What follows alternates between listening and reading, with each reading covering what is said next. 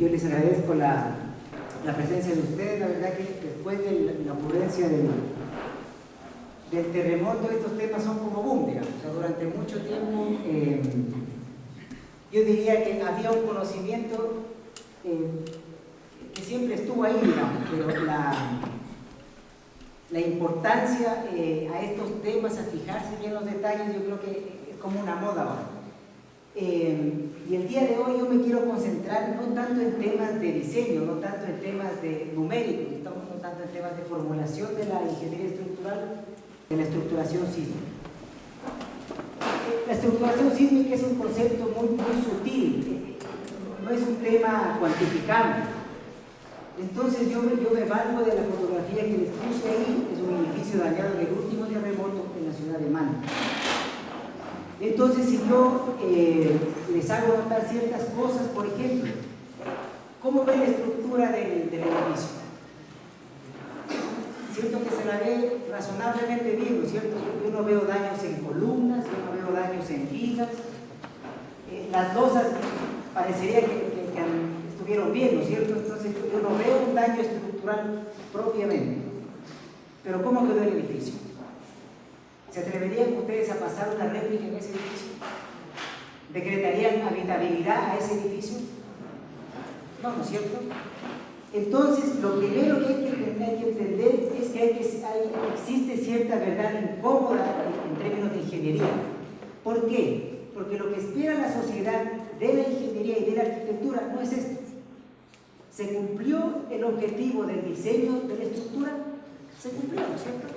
Si se fijan, todo lo que está ahí tradicionalmente se le llama, no tuvo daño estructural, tuvo daño arquitectónico. Como si el daño arquitectónico fuera de una valorización mínima o una reparación mínima y seguimos adelante. No, ¿no es cierto? ¿Cómo reparan eso? Retirarían las paredes que están ahí malas y pondrían otra vez las paredes, ¿no es cierto? ¿Qué más se puede hacer? ¿Y en el próximo terremoto? ¿Otra vez? ¿Se dan cuenta? Entonces, a eso me refiero, porque hoy vamos a hablar de estructuración sísmica, no de diseño sísmico. Entonces voy a partir haciendo algo de historia. El diseño sismo resistente, como lo conocemos actualmente, tiene una historia de casi 100 años de implemento de conocimiento. Yo diría que lo que más ha cambiado en esos años y que se ve reflejado en la filosofía actual es en el año 1962, donde se analiza por primera vez un pórtico en laboratorio.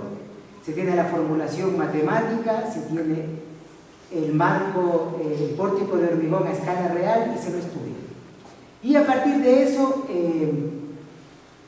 la conclusión principal o la sorpresa que se llevaron los investigadores es que la resistencia de los elementos calculada con la formulación matemática era súper alta. La estructura soportaba más de lo que decían los números y la estructura no colapsaba. Y eso es lo que se llama la ductilidad de las estructuras. Y de ahí se desprenden las dos tendencias de estructuración sísmica, que es lo que se hace en todo el mundo. Principalmente aquí en Ecuador lo que se hace es la primera opción, que son los pórticos. Entonces, ¿cuál es el comportamiento de los pórticos? Los pórticos necesitan mucha ductilidad porque tienen poca resistencia, es decir, son muy flexibles. Esos son los pórticos que hacemos aquí en Loja y que se hacen en la mayoría del Ecuador. Y la segunda tendencia son los muros, elementos muy rígidos, que aquí en el Ecuador hay muy pocas estructuras de muros. El comportamiento de los edificios de muros es muchísimo más, es muy superior por donde quiera que se lo mire respecto a los pórticos. Pero tradicionalmente en el Ecuador se han hecho siempre pórticos. Entonces, la estructuración sísmica tiene dos opciones: o hago pórticos o hago muros. Entonces, estos son los pórticos.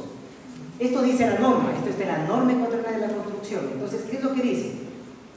Los pórticos se tienen que enseñar para que el daño, lo que está ahí, las bolitas que ven ahí, son daños del terremoto, ¿no es cierto? Entonces, lo que pretende la norma es que el daño en la estructura, cuando llegue el terremoto, se disperse en toda la estructura. ¿Para qué? Para que el daño sea mínimo, pero en muchas partes, ¿sí? Y lo que está absolutamente prohibido es que el daño en el terremoto se concentre en ciertos puntos. Eso está absolutamente prohibido en la norma ecuatoriana y en las normas de todo el mundo. Esa es la filosofía del diseño tradicional de pórtico sismo resistente. Entonces, suena bien, ¿no es cierto? Cuando tengo que hacer pórticos, tengo que pensar que la estructura tiene que dañarse en muchos puntos, pero que ese daño tiene que ser mínimo, ¿sí? Porque si se concentra en pocos puntos, el daño es grande. Entonces, miráis, lo de arriba, lo que es correcto, esa es la palabra muy usada que dice, al edificio se le van a formar rótulas plásticas, ¿no es cierto? Eso lo escuchan en todo lado. Pero la rótula plástica es esto, es lo que ven abajo, ¿sí? Eso es la rótula plástica. Eso tendría que pasar, pero controladamente en muchas partes del edificio. Y la parte que es prohibida en todas las normas es lo que está a la derecha. Y en la práctica, ese dibujito es lo que está abajo. Terremoto 2016, las dos fotos son de todo. Lo que dice la norma es, no se tiene que concentrar el daño en pocos puntos, tiene que el daño irse a las vigas.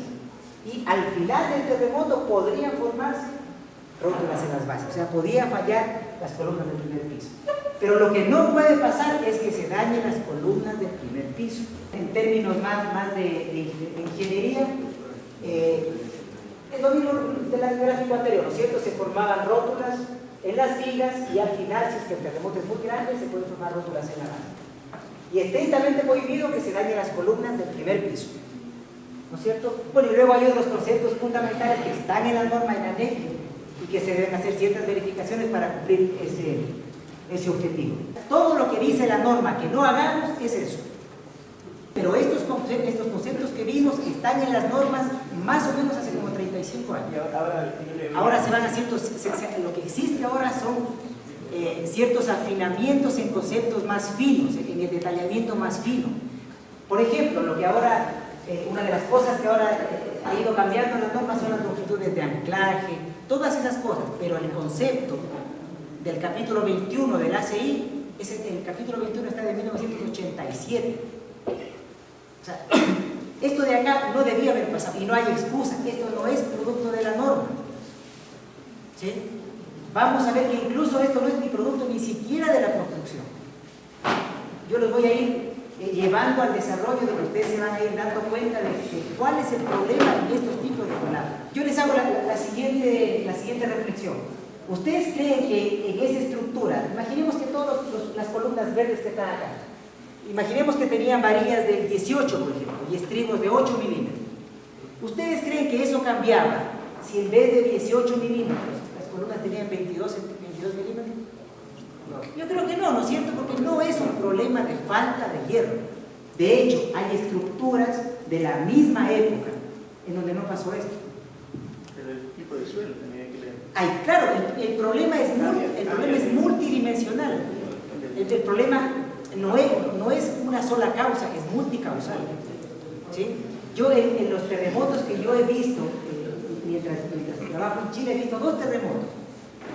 Y yo lo he visto empíricamente, es decir, no he visto porque ha pasado, porque lo han estudiado y el resultado final es que no hay una causa que me lleve al colapso, ¿sí? O sea, no puede ser que una estructura, porque el análisis les decía, en la varilla que tiene que estar en la columna es de 20 milímetros, y por algo alguien se equivocó y le puso 18, ¿se tiene que caer? No se tiene que caer.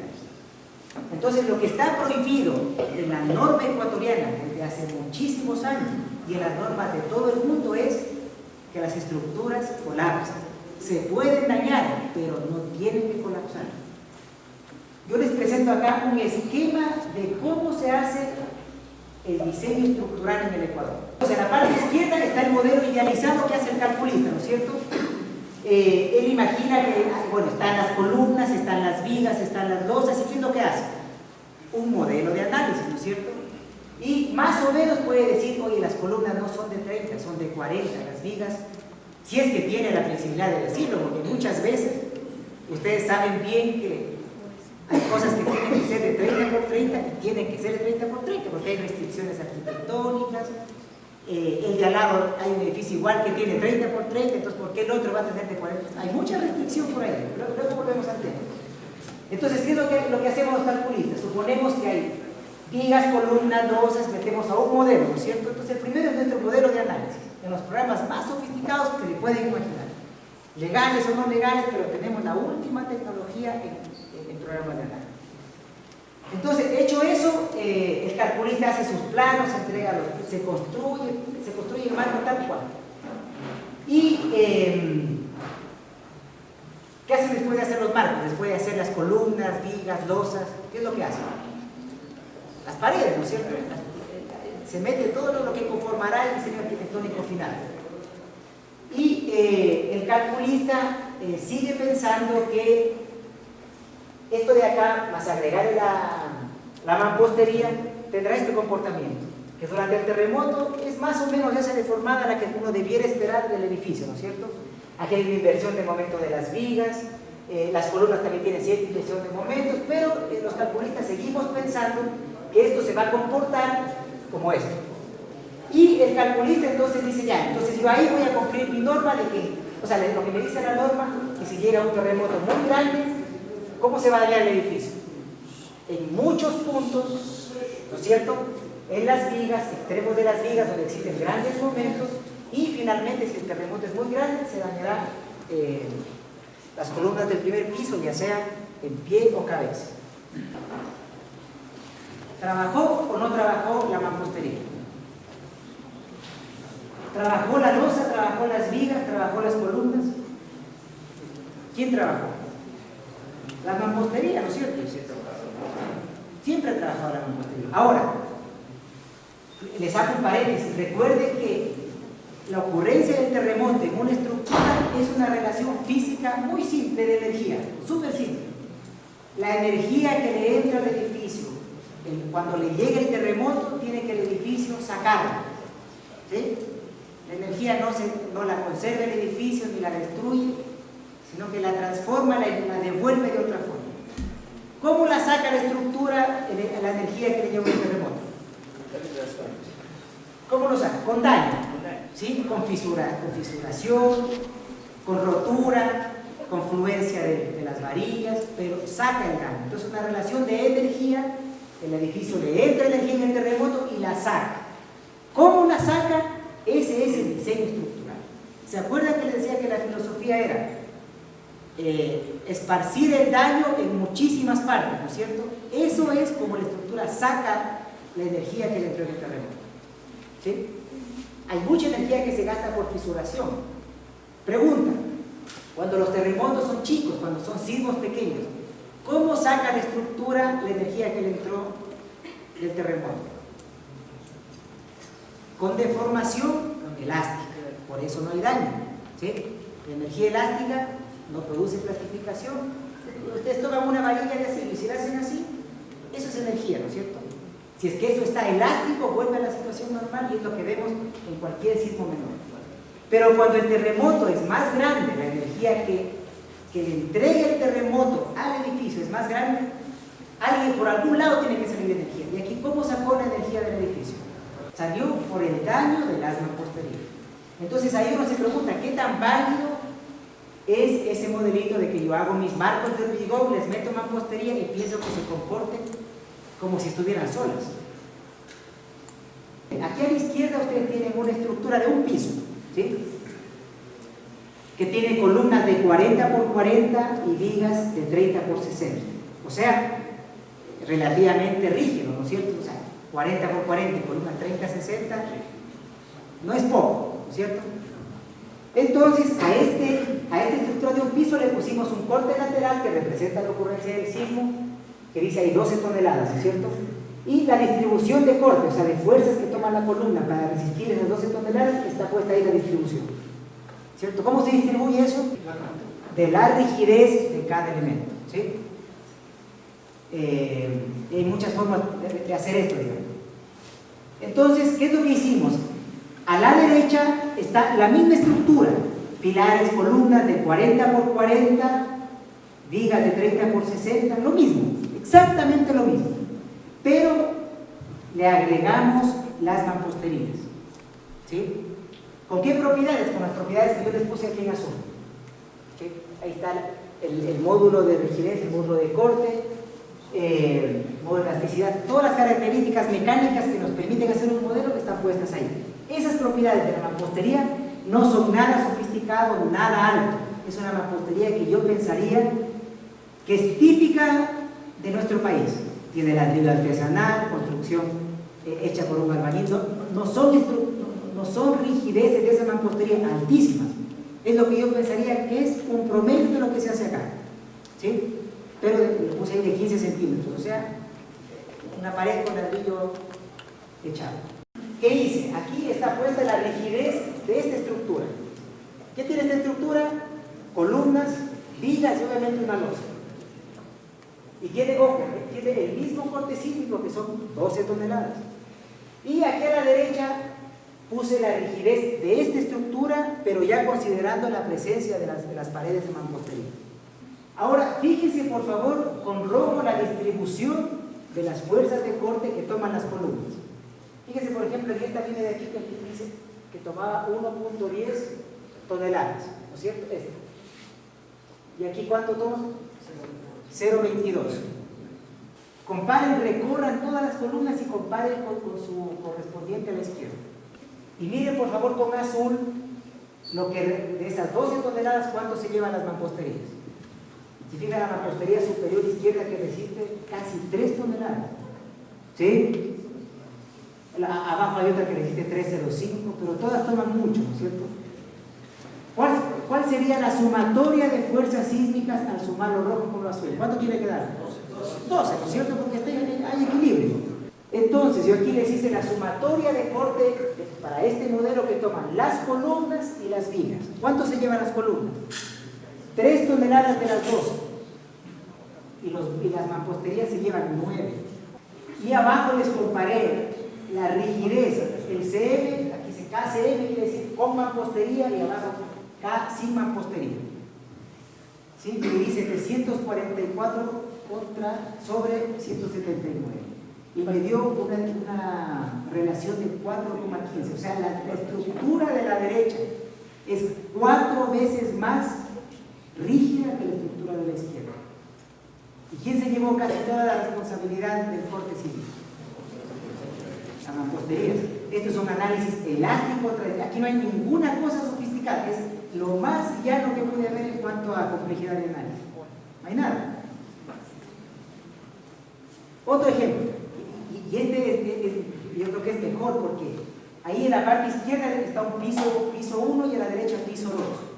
El piso 1 tiene solo columnas y vigas, no tiene mamposterías. Y el piso 2 tiene lo mismo, o sea, columnas de la misma dimensión, pero más las mamposterías. ¿Esto qué podríamos pensar que es arquitectónicamente? Por ejemplo, un edificio en donde el primer piso sea estacionamiento y el segundo piso departamento. Entonces en el segundo piso ya aparecen las mamposterías que arquitectónicamente me forman los departamentos. Por eso este es muy bueno porque este es como más real porque se lo ve, es más fácil de asimilar. Entonces hicimos lo mismo, le pusimos un corte sísmico de 12 toneladas en el primer piso, 12 toneladas en el segundo piso. Aquí ya nos dibujé las distribuciones de corte, de qué es lo que se lleva cada elemento, pero les puse aquí la rigidez del piso 1, que no tiene mampostería, y a la derecha la rigidez del piso 2, que ya tiene las paredes de mampostería. ¿Se entiende lo que hicimos? Súper simple, ¿sí? Entonces, comparemos las rigideces. Piso 2, 449 toneladas sobre centímetro. Y piso 1, 188. Al comparar eso me dice que el piso 2 es 2.4 veces más rígido que el piso 1. ¿Sí? ¿Cómo se llama ese fenómeno? Mundialmente conocido en toda la literatura, estudiado en todos los terremotos. Se llama piso blando. ¿Cuándo se produce el piso blando? Cuando la rigidez del piso superior es muy superior a la rigidez del piso inferior. Y en todos los libros dice, cuando usted vea esto, salga corriendo, porque eso no tiene forma de que se salga. Piso blando es lo peor que le puede pasar al estudio. Entonces, figura superior, ¿no es cierto?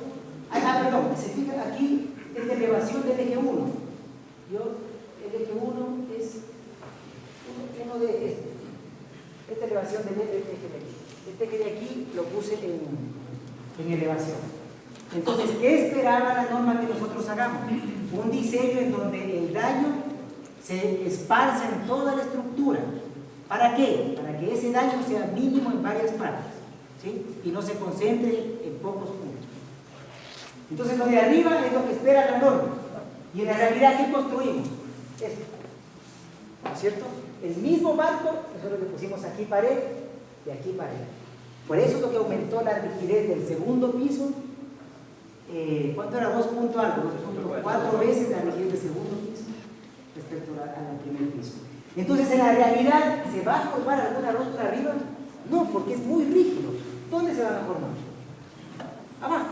Y eso es física pura y simple, ¿sí? Un cuerpo rígido montado sobre un cuerpo flexible, es eso. Ahí no hay más explicación que la física propia, ¿sí? Y ahí uno entiende eso, ¿no es cierto? ¿Tenía paredes abajo del primer piso? Nada. ¿Lo de arriba sufrió daño? No, porque comparado con el primer piso era un cuerpo rígido montado sobre unos pilares flexibles. Y pasó eso. Otro.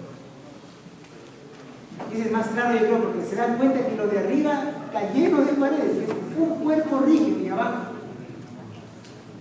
solo pilares. Ahí había paredes, quedaron solo las cortinas, las persianas. ¿Cierto? ¿Le pasó algo a la estructura? Nada. ¿Se dan cuenta que en el piso 3, o en el 3 o 4, había paredes, ¿no es cierto? Y abajo, marco libre. ¿Sí? Porque se fijan que aquí, todo esto de aquí está libre. ¿Sí? Pero aquí estaba lleno de paredes.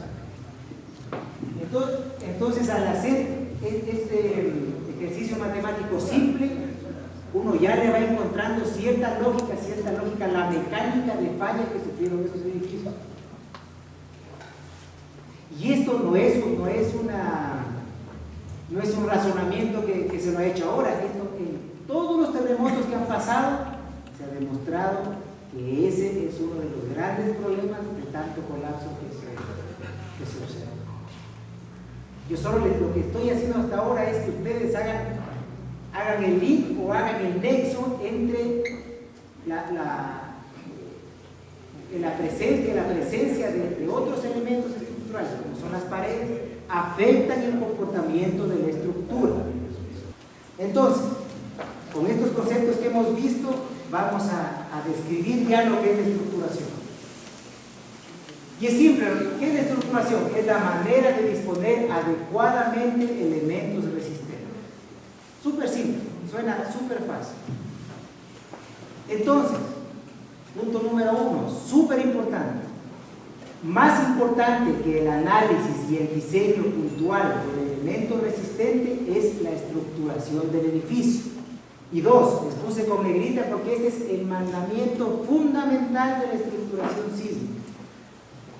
Los elementos toman carga según su rigidez relativa. Tercero, consideración de los elementos no estructurales. Deben disponerse para que no siga la deformación de la estructura. Cuarto, las cargas y sobre todo las sísmicas deben seguir trayectorias continuas, simples y por supuesto lógicas. La fuerza de gravedad no sigue flechas, no le dice vaya por aquí, cruza así y baja por acá. Sigue trayectorias simples, continuas y por supuesto lógicas. Quinto, mucha redundancia. Mucha, pero mucha redundancia. ¿Qué es la redundancia? Es una condición en la que si una estructura tiene redundancia cuando la falla de un elemento, uno o unos pocos elementos, no significa el colapso de la estructura. Eso es una estructura no redundante. Y una frase que puede sonarles tonta, pero es súper importante, yo se la escuché a alguien, es: la estructuración no se enseña, se aprende. Entonces, yo de este averigüé varias cosas. Tiene mecánica de suelos, análisis y diseño en etapas. tiene la norma de la CI 318, más la norma sísmica vigente, ok. Inspección técnica, ok. Control de calidad de la obra, ok. ¿Es un problema de eso? No, es un problema de cómo nació la estructura, cómo la pensaron en la estructura. Entonces ahí nuestra amiga la norma sigue pensando que nosotros vamos a hacer eso. ¿Qué vamos a hacer? Que el daño cuando llegue el sismo se va a repartir en muchos puntos de manera que no se concentre y el daño sea poco. Bueno, no es un problema de norma, ¿no es cierto? Entonces, ¿cuáles son los participantes en que un proyecto sea sismo resistente? ¿Es solo el calculista? No, ¿quién es el calculista, el arquitecto, el constructor? Hay mucha más gente involucrada en el diseño antisísmico del edificio. ¿Quién hace la estructuración del edificio? ¿El ingeniero o el arquitecto? Entonces, esa pregunta yo creo que este es el momento adecuado después de la ocurrencia del terremoto de conversar esto, ¿no es cierto? De ponerlo, de empezar a interactuar con los arquitectos, de que los arquitectos sepan que ellos son fundamentales en la condición sísmica del edificio. Entonces, la opinión personal es que este momento después del terremoto debiera este tema ser tratado. Ya, otra vez, ¿qué ven? Lo mismo, ¿no es cierto? Váyase en mampostería. Aquí en el de la izquierda se salva más, pero en el de la izquierda, ¿cómo lo repararon? Le cambiaron las mamposterías, sacaron eso y las reemplazaron. Y en el de la derecha también la estructura se ve súper bien, no se ve daño en columnas, vigas, ¿no es cierto? Pura albañilería. ¿Cierto? ¿Algún otro comentario? Lo mismo, ¿no es cierto? Como que el mismo tipo de comportamiento. Pero, miren las fechas, y miren los lugares. En el terremoto de Bahía de Caracas de 1998 y en Bahía de Caracas en el 2016. ¿Se aprendió algo? Nada. ¿Cambiaron las normas entre esas fechas? Cambiaron. ¿Se corrigió algo? ¿Se hizo algo? Entonces, la estructura inferior a la derecha, el mensaje es eso, con o sin paredes de mampostería, eso no es lo mismo.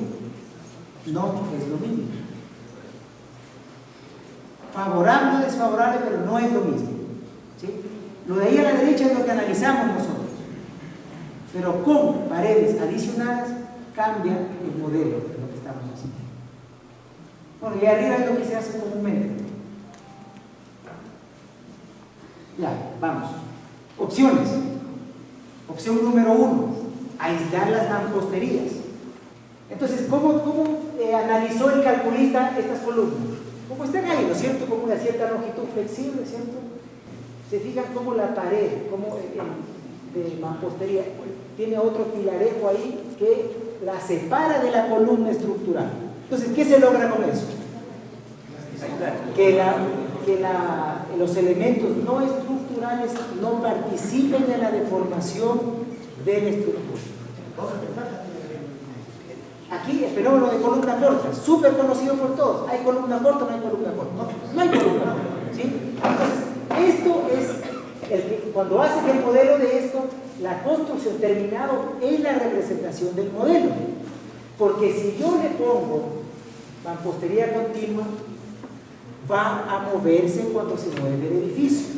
Yo algunas veces aquí, yo lo vi en la provincia de Tungurahua, lo vi en unos colegios súper antiguos. Eso me dio a pensar de que alguna vez se lo hacía. Hacer lo primero a la izquierda, mampostería armada, opción número 1, opción número 2, mampostería confinada. ¿Cuál es la diferencia de las dos? Que la mampostería armada, esto se hace en Quito y en algunas partes, a propósito. ¿Cuál es la diferencia? Que esta lleva, con el ladrillo ya es un poco más especial porque tiene orificios, ¿no es cierto?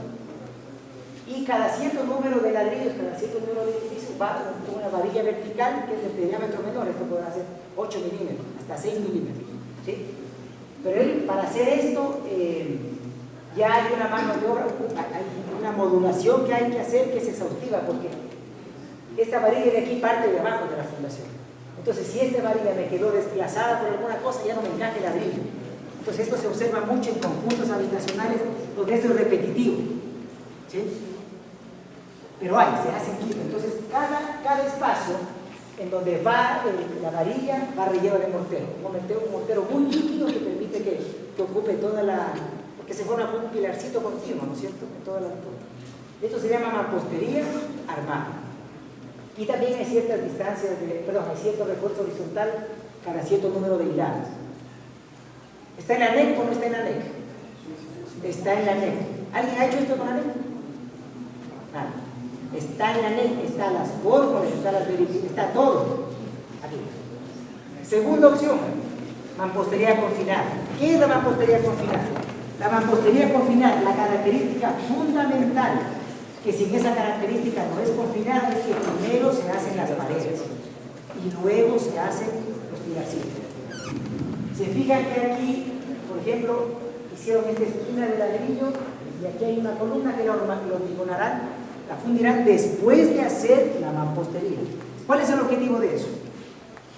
Lograr una trabazón mecánica súper fuerte, ¿sí? Súper fuerte, porque lo que va a entrar ahí en contacto con el ladrillo es el hormigón, y ese endentado le hace una trabazón mecánica que no es menor, ¿sí? Este caso de esta foto de aquí va a ser para un edificio de 3 pisos, ¿sí?, con este sistema. Entonces, primera característica, ¿qué es lo que se hace primero? La pared y luego los verticales. Segunda característica, la losa se la hace después de haber hecho las paredes. ¿Por qué creen que se hace la losa después de las paredes? Primero, para que el elemento sea portante, para que la losa se sienta apoyada en el muro de hormigón. Porque esto de acá es muro de ladrillo. Esto es un muro de ladrillo, ¿sí? Este es un muro portante, es un muro estructural, ¿sí? Otra cosa, significa que aquí hay una armadura que es como de un muro, ¿no es cierto? Es como un pilar súper largo. Bueno, la explicación de eso es porque esto es para 3 pisos, entonces ahí ya hay ciertas cosas, hay ciertas torsiones que controlar con el diseño, y ahí va esa parte del diseño fino, digamos. Parte de la losa también se puede combinar. No, a ver, otra gracia de este sistema no es que arriba va la losa, ¿no es cierto? ¿Ustedes creen que la losa se va a sentir apoyada en los pilares? ¿En qué se siente apoyada la losa? En la mampostería. ¿Ustedes creen que esas columnas tienen plitos? ¿Deberían tener plitos? No, porque por ahí no baja la carga, porque la losa está apoyada en el muro, ¿sí? Entonces ya no hay plinto, no hay sobrecimiento, nada, no hay cuello de columna, no hay nada de eso. Lo que hay ahí abajo es una fundación corrida, súper pequeña, porque ahí la losa ya no descarga en una columna en 20, uno por uno, sino que descansa en toda la longitud.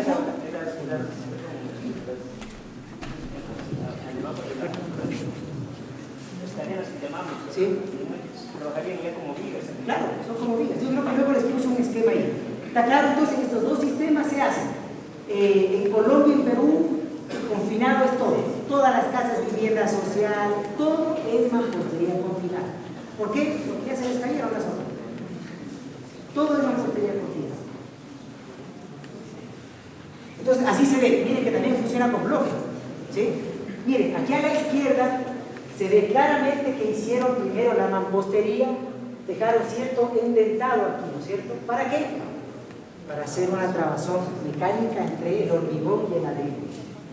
Y posterior a eso ponen una maderita por un lado, una maderita por otro lado y hormigón. Los pilares que van en esto son del mismo ancho de la mampostería. Es decir, no hay esas salientes que vemos comúnmente que forman la arista viva, digamos. No hay, porque este pilar generalmente son el ancho de la mampostería, por ejemplo, 15 centímetros por 20. ¿Sí? O sea, queda perdido, no hay ninguna columna que sobresalga. ¿Sí? Entonces, hicieron esto, luego hormigonaron, fundieron estos pilares de aquí, y luego hicieron la losa, y esta es la misma foto, pero en algo que está terminado. Pero aquí también una vez se escuchaba de que esto no hay cómo hacer más allá de 3 pisos. Sí, sí, en Perú lo hacen hasta 4. Hasta 3 funciona súper bien, en Perú lo hacen hasta 4. Sí. Y miren que aquí se dejaron las varillas para formar el tintero, ¿cierto? Entonces una característica súper importante es que las mamposterías nunca tienen un borde libre de ladrillo. Siempre va un elemento de hormigón confinante que lo abraza, que lo sostiene. Entonces tenemos dos opciones, o mampostería armada o mampostería confinada. Entonces es el ejemplo de algo que se vería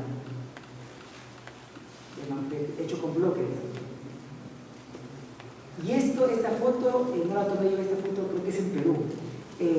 Está bien exagerado, yo concuerdo, porque por ejemplo esta viga de aquí es como mucho, como demasiado potente para... Claro, pero lo que les quiero decir es que miren, no hay ningún borde libre de ladrillo.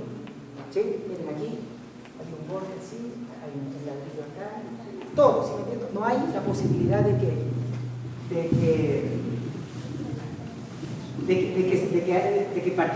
tome sismo y haga ese fallo de 45 grados. En esa vía que usted decía que está haciendo la ventana, ¿eso afecta a la rigidez en la función del sismo? Sí, lo que pasa es que aquí si es que no hubiera eso, llega un sismo y hay esta grieta, o esta grieta. ¿Sí? Pregunta. Piensen esto sin bordes de hormigón. ¿Han visto que siempre en las mamposterías en Loja hay una grieta aquí? ¿Por qué se presenta esa grieta? ¿Ah? Sismo no es, porque eso se presenta ya al mes. Piensen que esto es aquí en Loja, ¿no es cierto? Que no tiene estos bordes de hormigón. ¿Han visto que hay unas fisuras así que siempre son problemáticas? Así en 45 grados. Puede ser incluso verse de suelo. Puede ser, pero algo que es súper importante es lo siguiente. La losa la hicieron después, ¿no es cierto? Cuando la losa tiene cierta longitud bastante larga, aquí en Loja hicimos esta última hilada ya después de la losa, ¿no es cierto? Pero si la losa es flexible, se va a apoyar en la mampostería, le va a entregar carga porque hay cierta deflexión y hace que aplaste la línea. Entonces por aquí, en la realidad, en ciertas losas va a haber compresión aquí, ¿cierto? Y esta compresión viene bajando, aquí se ensancha la mampostería y obviamente esta carga se abre, ¿sí? Llega hasta acá la carga. Esta carga que es de la losa viene y se abre. Aquí hay compresiones, ¿no es cierto? ¿Qué dijimos que hay siempre perpendicular a las compresiones? Entonces hay una atracción así, y eso forma esa línea. ¿Se han dado cuenta que siempre se presenta? Siempre y cuando descarten el problema del asentamiento. Y son súper problemáticos. Una pregunta, ¿el fenómeno de columna corta? Ahí, es que esa casa es una casa de muros ya. Allá no está la columna sola. Está trabajando el elemento aquí no es la columna, es este elemento. ¿Sí? No está sola. Pero ahí nos volveríamos a preguntar si se está trabajando como muro porque está la valla diagonal. Claro, con la verificación que usted tiene, pero realmente no trabaja, no tiene la efectividad de un muro también. En el caso de si no habría los elementos de borde de hormigón. Esta pared está trabajando sí. como muro. Sí. No debería existir la no existe, porque cuando empieza a intentar formarse la grieta se cuenta con el hormigón. Y el hormigón corta todas las grietas. O sea, mejor dicho, las varillas del hormigón cortan todas las grietas. No hay eso. La cuestión de las muestras que quedan en la columna no afecta. Las muestras que quedan con el ladrillo, con la pared. Las muestras que se vienen al intentado. Después lo revisten. Recuerden que aquí no hay ninguna columna que sobresale del ancho del ladrillo. Son del mismo ancho del ladrillo. No hay, ahí eso revestido se ve. Injerencia. Ya, entonces ahí les preparé algo que a la izquierda tiene tradicional en Ecuador, ¿no es cierto? ¿Qué se hace primero? Las columnas que están en rojo, ¿no es cierto? Y se dejan los chicotes. Yo aquí maliciosamente dibujé unos torcidos, porque se ha fijado que cuando les queda torcido el chicote, y justo en el ladrillo, lo doblan para que encaje. Pero eso así como. Y a la derecha está cómo sería la misma casa hecha con mampostería confinada. ¿Qué hicieron primero en esa casa? Las paredes, ¿cierto? Y luego hicieron que yo le puse columna de 20 por 15, por ejemplo. O sea, 20 longitud y ancho de... Eso es la idea, si se hace así, pues reducir el área de columnas. Claro, y las columnas tienen las varillas súper delgaditas. Y eso sería, ¿no es cierto? No existen bordes libres de ladrillo. ¿Se podría decir que la mampostería combinada es más barata? La Eh, sección de hormigón es menos. No creo que sea menos, pero sí en otras cosas como que podrían redondear para acercarse al inicial. Empecemos por un punto, le vamos mañana a presentar un proyecto a un cliente, hemos conversado con el arquitecto, nos hemos puesto de acuerdo, hemos aplicado la NEC. A priori, ¿qué es más barato? Más barato no es esto. Yo creo que se aproximaría al otro costo. Pero no por la pared, sino por las fundaciones y ciertos detalles que le vemos ahora. Claro. Ahora, las dos cosas no son comparables. ¿Sí? Sí, o sea, no son lo mismo. Entonces, dijimos que ya no tenía plintos. ¿Por qué no tiene plintos? Porque la carga no baja por las columnas. Entonces, esta es una fundación que yo les puse que es como típica. Esta fundación va en toda donde hay paredes. Tiene 40 centímetros. Esto de aquí acá tiene 60. Y es una fundación. Y ahí empieza el primer ladrillo.